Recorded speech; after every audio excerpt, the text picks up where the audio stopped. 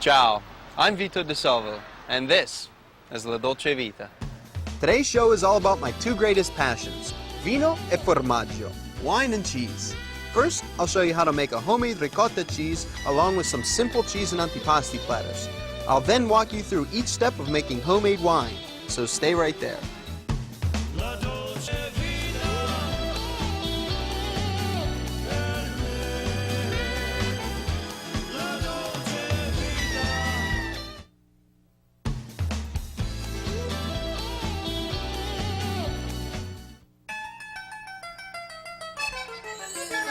Ciao, Vito. Ciao guys, how are you today? Good. Alexis? I'd like to introduce you to two friends of mine. This is Doug Moorhead of Country Wines and Prescott Wine Cellars, and Alexis Hartung of Country Wines, the manager here. Now we're going to talk to you today about wines, how to drink it, of course, and then how to make it. Doug, what's the first step in really the wine process? Choosing the grapes, maybe? Certainly, yes, your raw materials are all important. You cannot make, as they say, silk purses out of sow's ears. You have to start with good sound fruit. You have to pick it at the right time or get juice that somebody else has done that with. And what is the right time for picking grapes? Well, in California or in Pennsylvania, grapes tend to ripen in September and October. It's late in the season. I make wine at home. I've made wine since I was a little kid, and we don't use any chemicals. We make it the old-fashioned way, just my dad, just for the fun of the family, getting together, trying to make wine. And naturally, the grapes will start to ferment because it has natural sugar in it. But it's a very uncontrolled process, and I know that most wineries, when making wine, use yeasts. Now, fermentation, if you're not familiar with fermentation, anything with sugar can be fermented. If you've ever left a fruit salad in the refrigerator too long and let it marinate in there and you ever see it start to bubble, that's fermentation. And anything with sugar starts to do that. Most fermentations, all of the sugar in the grape will ferment out to ethyl alcohol and essentially carbon dioxide gas. The yeast produce enzymes which attack the sugar. Okay. And the sugar is then converted to, as I say, ethyl alcohol plus carbon dioxide gas, which would go off into the atmosphere. So then the sugar in the grapes would turn into the alcohol, correct? Right. Over a period with red wines, which usually are a little bit warmer, and it may take 1 to 2 weeks to ferment. Okay. Whites could take as much as 2 to 6 weeks, especially if they're fermented at cooler temperature. Once fermentation is over, air becomes the enemy of wine. Right. So you need to have a filled container that's impervious to air. Stainless steel is very good on that. Of course, oak barrels are very traditional and have a lot of pluses. Add a lot of flavor? Yes, you have extractives in the wood that affect the wine, and you also do have a very, very small amount of air passing through the walls of the wood. Normal barrel of, say, 50, 60 gallon, which is about the ideal size, the amount that goes through is just about right to give you what we call maturation without oxidation or spoilage. If you didn't have a wine cellar in your house, where would you store wines? In a refrigerator or in just a cool, dark place? What would be the best? A closet would certainly be one place to consider because it's out of direct sunlight. Okay. Even with the colored bottles, it's still better to have them out of sunlight altogether if you can. And how long, if they're stored properly, how long will most wines last to be able to drink before they turn? Because obviously they could still turn in the bottle as well. That's true. If stored improperly or... If carefully made, most whites, 5, 6, 8 years, wouldn't you say? And some reds can go longer because reds you have tannins that you extract from the skins which act as an antioxidant and help give you longer life on those. I think it's also important to note, though, that the bottles of wine that you buy in the stores also have what is called sulfites in them in order to help to keep that oxidation process minimized. And if you are making your own wine, small but judicious additions of that sulfite will help to extend the shelf life of your homemade wine. Okay. Most wines are probably as good as they're ever going to be within a year to 2 years. Okay. There are a few wines under special conditions that may age and improve for many, many years, but most wines will come up to a crescendo and then maybe stay on a plateau for a few years and then drop off. Okay. If they're not carefully made, they drop off very fast. All right, guys. Well, thank you very much. I'll be back to get up my supplies when we're ready to make some wine. Great. Take care. Ciao, Ciao, Vito. Vito. Hello, Mr. DeLallo. Hey, ciao, Vito. How are you today? I'm great. How about you? Good, really well. How can I help you, Vito? Well, I'm having a little party. I'm having a little winemaking party. Having some friends over, so I'd like to put together a nice cheese platter. Sure. So I wanted to see if you could give me a couple different things, maybe some hard cheeses, some soft cheeses. Sure, we'd be glad to help you, Vito. I have one here called Piava, and Piava. of course it is from that area in Italy, Piava. And maybe I can give you a taste. Okay. Would you like sure. that? Love to. This has a pronounced, I think it tastes a lot like the Reggiano Parmigiano. Try that. Now I think this would be nice. Wow, that's on very a good. platter. Then I have one here. This happens to be from Italy also. It's called Cruccolo. Cruccolo. And it's an Italian Swiss. And you Okay. have to taste this also. I shouldn't have eaten lunch. Isn't that great? Wow. Yeah, that's good. Now Very that good. would be another good one for your, if you're entertaining. And Mm-hmm. even if you're not entertaining, it's a good cheese to put on your platter. It'll go very well with wine as well. Yes, yes, it would. You know what? Speaking of wine, I noticed you have the Ubriaco. Yes, this is called Umbriaco because you know what that means in Italian? Drunk. Correct. And so, and you may even see this. It's called the Drunken Goat. Drunken Goat. Uh-huh. You will see, Vito. That's a cheese you don't see everywhere. I agree. We have Only great in cheeses the, here, Mr. you know, DeLallo. the gourmet stores, and of course we always handle it here at DeLallo's. Wow. Just That's taste it. nice. Mm-hmm. You know what? I'd also like to serve something like a blue cheese. And I know every country has their blue. Like Yes. here in America, we have our Maytag blue. Yeah. I have one that is similar to the Maytag, and it's from Denmark, and it's called the Rosenborg. Okay. I want you to also be familiar with some of the other blues that I have. Of course, we have the Gorgonzola from Italy, Sure. and we also have the domestic. Okay. Then I have the Stilton from England. England, right. And that would be sharper. And we have a lot of requests for that. And of course, Roquefort from Now, France. tell me the difference between Roquefort and all the other blue cheeses. Roquefort is made with sheep's milk. Sheep's milk. Whereas the other is whole milk. Right. I have to introduce you to this Montagnola. This, believe it or not, is from Germany. Germany. Try that, Vito. No, isn't that special? Wow. Isn't that great? That's my favorite so far. Uh-huh.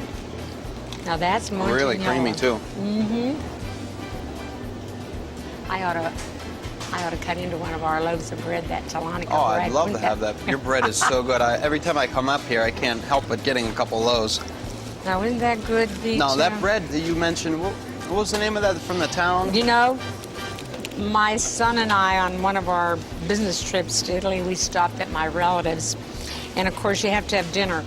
So my son Francis said, Mom, I love that bread. He said, maybe you can ask her for the recipe. So she gave me the recipe, but I noticed there was no leavening agent. So she No gave yeast. me the Right. dough. And of course, the rest is history because Wow. it's so popular. From the starter. And there's no sugar shortening in the, That's an amazing bread. yeah, it's good. We have many requests for that. Did you like that, Vito? That's very good. I think I'm going to take a little bit of everything. Well, that'll make me happy and you too. Okay.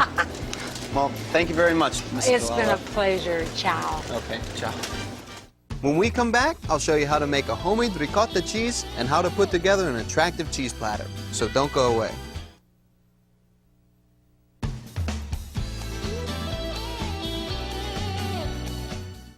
So we're going to be making some cheeses today, a little antipasti platter to go along with our wine making. So right now I'm going to show you how to make first a fresh ricotta, okay? So what we're going to need for that is one, you want to take about 2 tablespoons of bleach and about 2 quarts of water and really clean all your utensils and anything you're going to use that's this going to touch. So then you want, after you clean that, you want to take about a gallon of milk.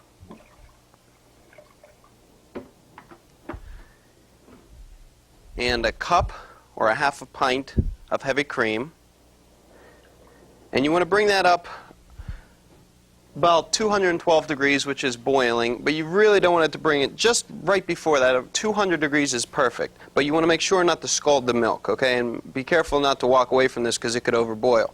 So we're going to let that get going, and make sure you continue stirring all throughout the whole process. You don't want to let that burn on the bottom. So let that come up, stir it continuously, and don't let it scald. Okay, so it's coming up to about a boil now, and what you want to do is add half a cup of strained lemon juice. You want to make sure you strain it. You want to have any pieces of, you don't want to have any seeds in there or any insides of the lemon. And what's going to happen is you're going to see that's going to curdle. You see that curdling? That's separating the water from the milk solids. So you want to bring it back to a boil, then turn it off, and it'll only take about 20 seconds to recover that boil. Turn it off, cover it, and let it sit for 5 minutes. Now what we want to do is strain it. Now for that we have a cheesecloth. If you can't find one of these, you can use a coffee filter. So we're going to put that over a strainer into another pot, and you want to make sure that this cheesecloth, you want to rinse that first because that has a lot of starch in it. You want to get that out. So what we're going to do is take our curdled milk,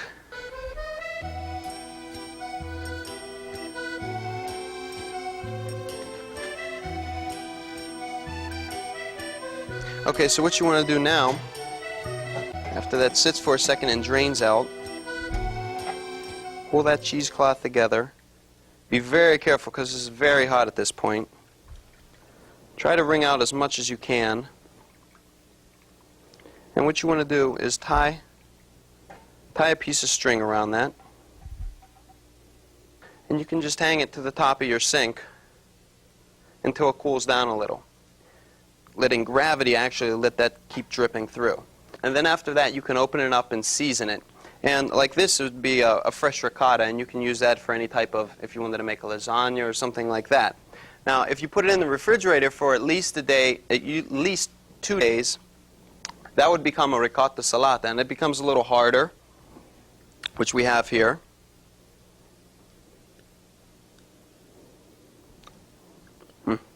Que bella. And I have over here a little cheese platter that I'm going to start to show you.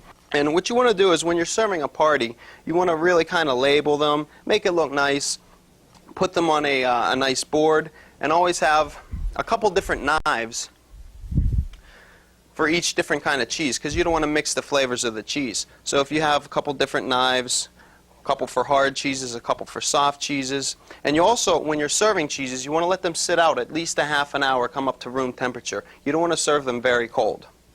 So you can label all your cheeses. That's a scamorza. This is a smoked provolone.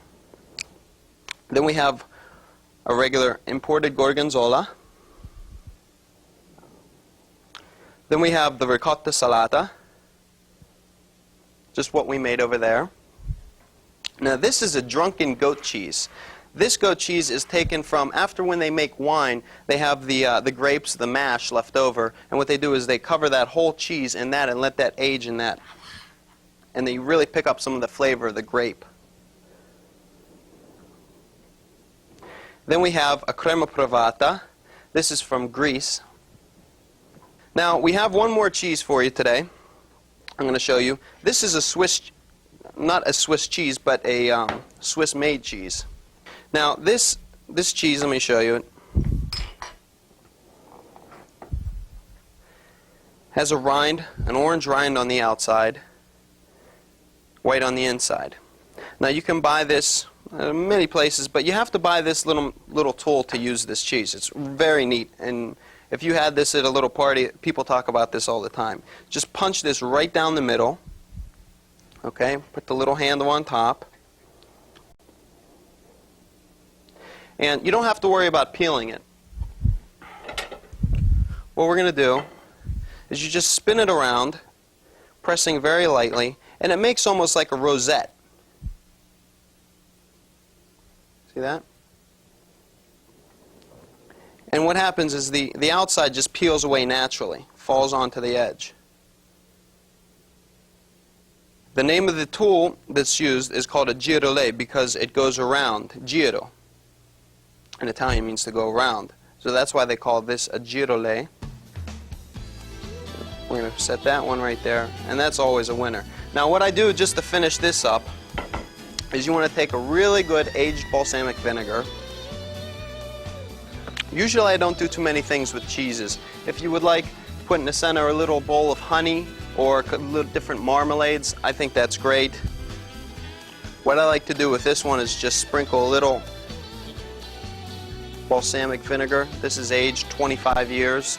You want to use a good one when doing something like that. And that's it. We're going to take our cheese platters. I have a little antipasti platter that we got. Our good mix of olives, our stuffed peppers with the prosciutto and the mozzarella, our marinated buffalo mozzarella and some roasted peppers. And this is just the beginning. We're going to load up a whole antipasti bar and we're going to go make some wine. So let's go. Coming up, I'll take you inside my family's tradition of making homemade wine.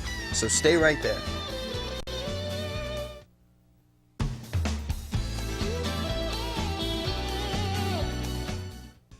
Welcome back. Now I'm going to share with you a family tradition of making wine. To help me do that, I brought in good friends of mine, friends we call the Wine Brothers. Brothers because bonding through wine. This is my father, Vito De Salvo, my good friend, Rich Stetter, another good friend, Dean Salvucci, my cousin, Paul Iannotti, and my cousin, Jonathan Sturm. Today, I don't want to be in the kitchen all day, so I did something very simple. I picked up some great antipasti from Delalo's, or something you can find at your local Giant Eagle as well. Just some marinated mushrooms with capers and sun-dried tomatoes, some fresh little buffalo mozzarella with cherry tomatoes, an array of olives. I have a bunch of olives over here, the pepperoncinis stuffed with ham and prosciutto, and of course our cheeses, our smoked provolone, our crema provato from Greece, our gorgonzola. This is the best one for today, the drunken goat cheese. It's a great cheese, you guys are going to love that. And our ricotta salata that we made earlier. So enjoy, guys, and I'm going to go get changed because winemaking is a messy job, but somebody's got to do it. Salute. Salute. Salute.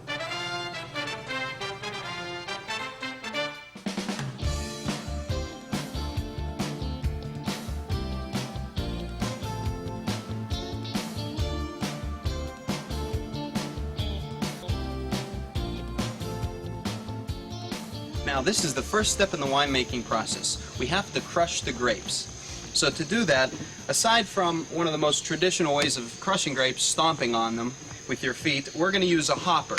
That's this right here. Now basically this is a classical hopper. It doesn't take the stems off the grapes, although there are more advanced ones that do that. We're just going to crush them right into here. Sal, you want to dump those grapes?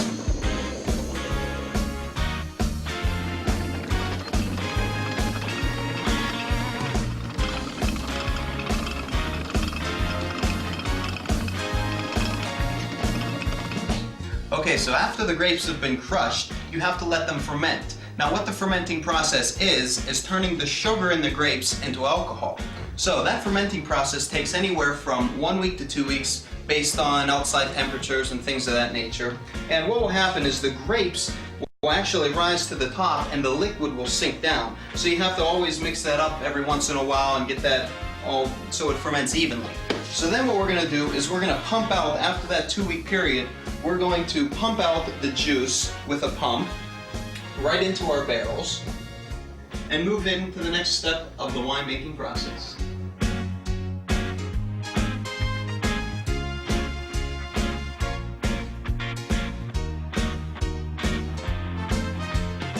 Okay, so we put the mash into our press now, and we're going to basically press these down so every last drop of juice comes out. Guys, Jonathan, let's put the wood on there.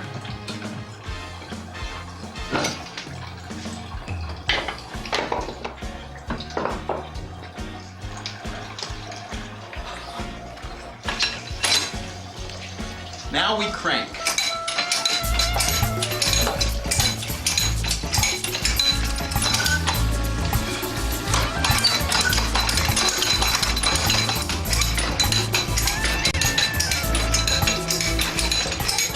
juice is a-flowing. Now when the grapes get condensed like this, in the end, it takes two guys to finish cranking.